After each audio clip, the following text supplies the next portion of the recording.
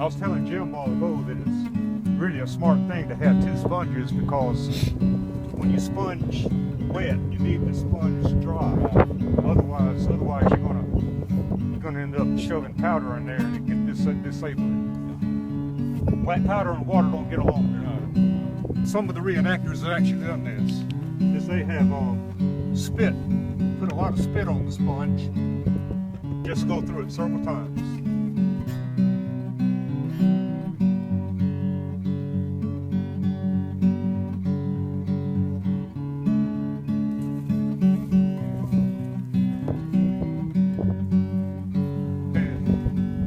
You want to kind of play the role of a crewman with me a minute? Dangerous. Must be very careful with this stuff. Black powder? Yeah, I'm not firing. The powder, the main charge is in there. This is Pyrodex. It's a substitute.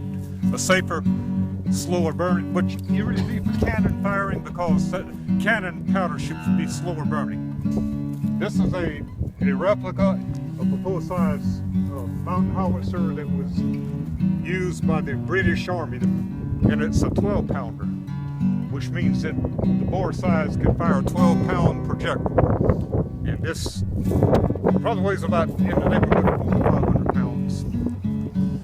And I'm going to be test this gun for the first time twice, and I'm going to fire 2 shots. The first one, to be on the safe side, I want to just fire powder in an old worn out saw with a wad cutter in front of it. And a wad cutter, shove this in front, yeah, kind of the wind's going to carry it away, I guess. The second one is canister. It's like a big old giant shotgun shell. That's the one that Mary heard about. Yeah, it's got bits in it and lead and nails and stuff, rocks. How far is it going to go? Well, I'm going to put a target out front of it. First thing that goes in, of course, is the powder charge. Sponge. You don't normally have to sponge until after your first shot. That's what y'all do to be on the safe side, so you don't get a premature ignition. It can blow your arm off.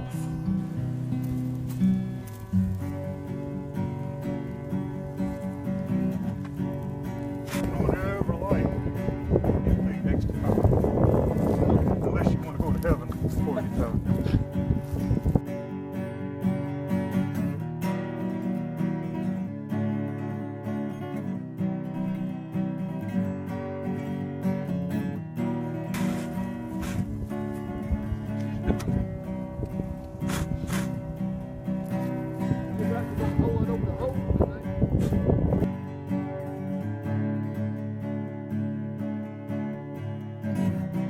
Okay.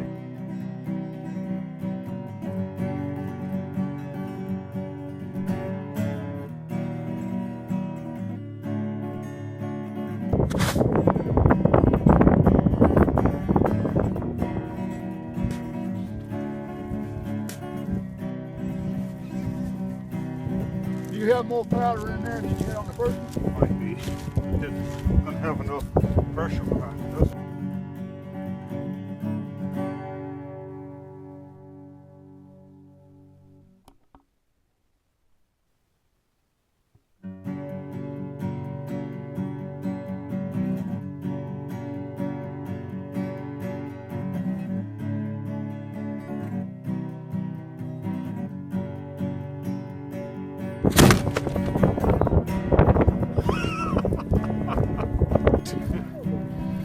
It's all right, it's safe.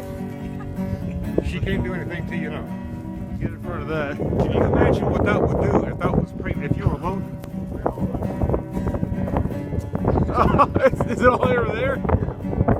That's where the charge was. Yeah. Can you imagine charging troops? It would take out 7 or 8 men at one time. Arms, legs flying everywhere. Big ball burn. Woo! What was on the charge?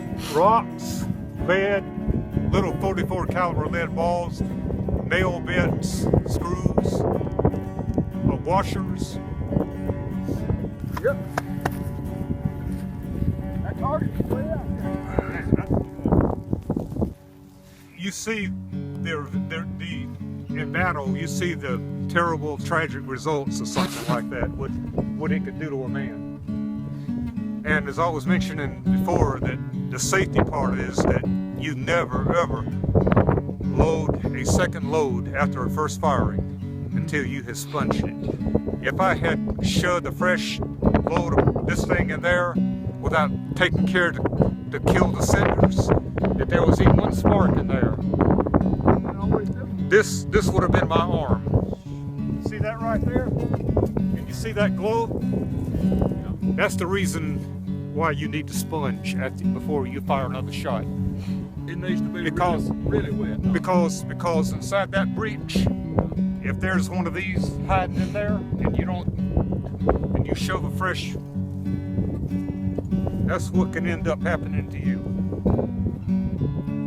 I'm an artilleryman. I was an artilleryman in the service, and one of our ancestors, honey, was captain of artillery. That's why I like to reenact it with the red cap. And this, by the way, is the universal color of artillery, red.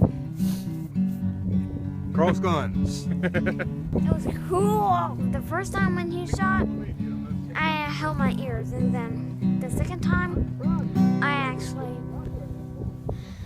didn't hold my ears, and all I felt was just a little shake, and I heard a little sound.